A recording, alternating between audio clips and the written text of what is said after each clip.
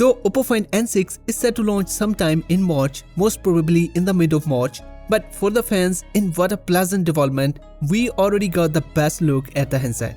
So let's roll the intro. So looking at the renders, it appears the upcoming Oppo Find N6 looks barely different from its predecessor. It has a similar looking circular camera island and even the purple color option.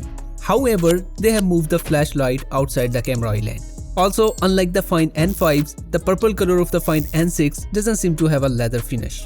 By the way, if you are curious about those 4 sensors in the camera island, there is said to be the 200 megapixel main, a 50 megapixel periscope, a 50 megapixel ultra wide and a multispectral sensor, which will enable the camera system to offer true to life color reproduction. So yeah, unlike their regular candy bar flagship phone, the Oppo Find X9 series, which came with a drastic design change, the Find N6, however, won't be following that direction. But I guess you will agree with me, there is nothing wrong with it. The design is pretty elegant. Moving on, according to Oppo, they have put a special focus on the most common problem of foldable phones, the crease. So as per a factory tour video of Find N6, where the handset is being tested for up to 300,000 fold and unfold cycles. They also showcased a handset that has gone through over 180,000 cycles.